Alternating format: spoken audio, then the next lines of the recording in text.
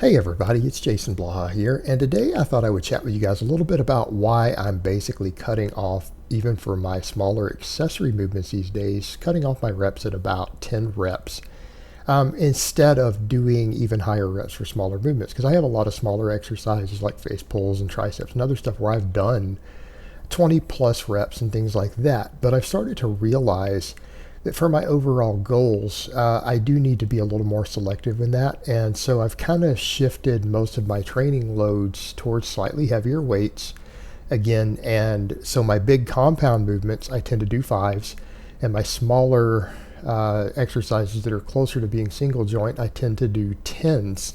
And the question that gets risen with that is, well, if you're saying size equals strength, shouldn't you be trying to maximize hypertrophy? And my answer is actually I am.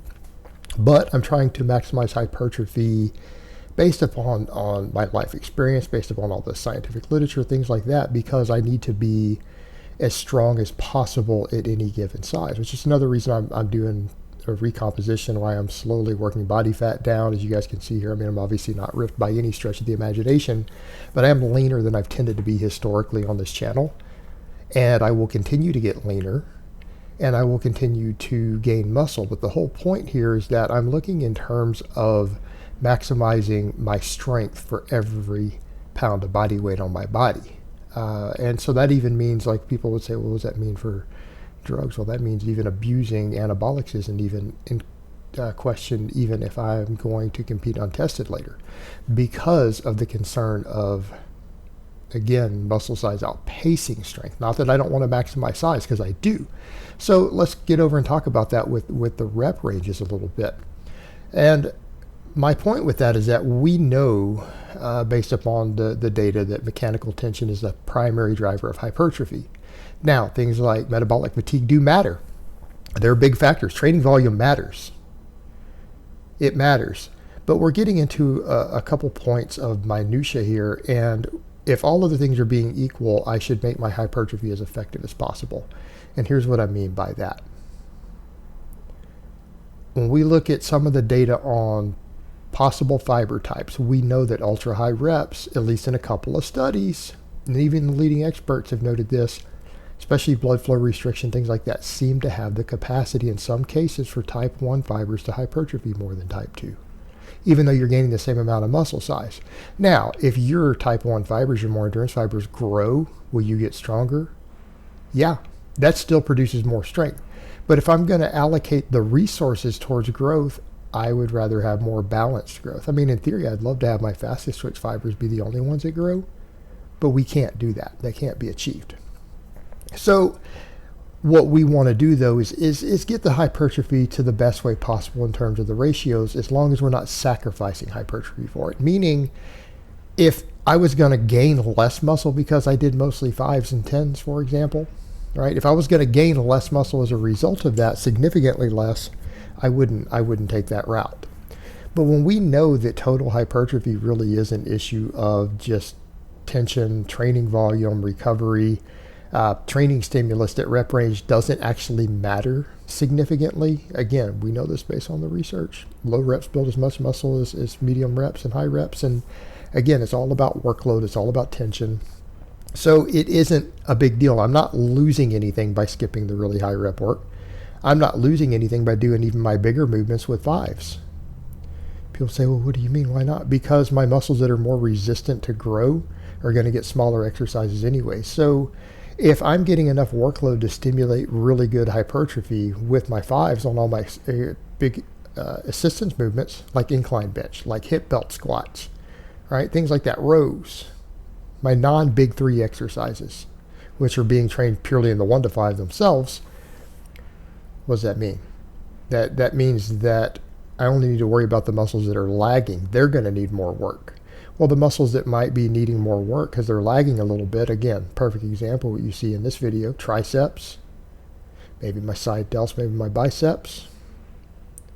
Well, I would rather get hypertrophy in those from hypertrophy that's going to give me the best possible strength. So if we're looking at any possibility whatsoever, even a small one of a fiber type hypertrophy ratio, then I want it to be the fibers that are going to give me the most power. And the same when we start looking at some of the information on myofibular versus sarcoplasmic growth. There is now emerging data again showing that there might be the possibility of that sometimes the really high volume pump work might be causing more sarcoplasmic versus myofibular growth.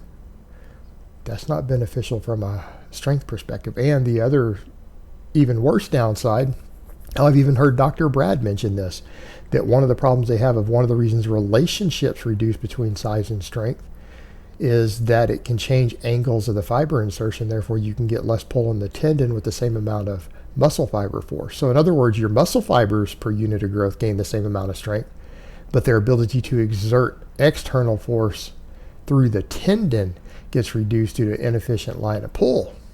It's like, what?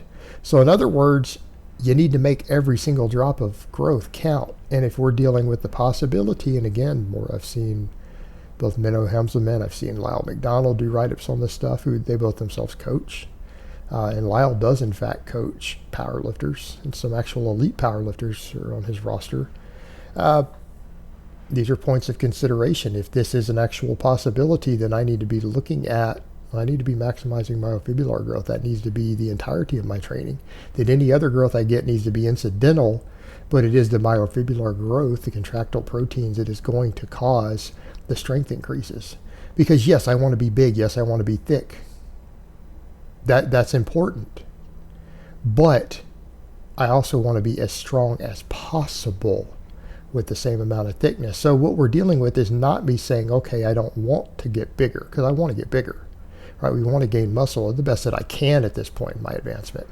But I also need that size to be as efficient as possible. I need to be as strong as possible for every ounce of body weight that I have. So that means things like, well, I'll have to cut down body fat further later, of course.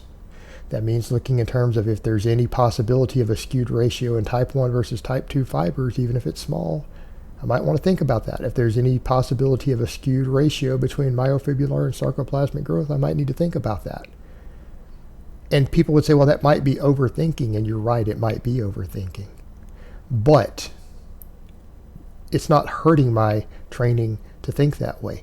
Meaning it's not like it's handicapping me. I'm not losing anything in my training by saying, man, I'm just going to work with weights that I can't do more than 10 reps with, right? That's not hurting me, because you can get really big doing 5s and 10s. You can maximize hypertrophy doing 5s and 10s.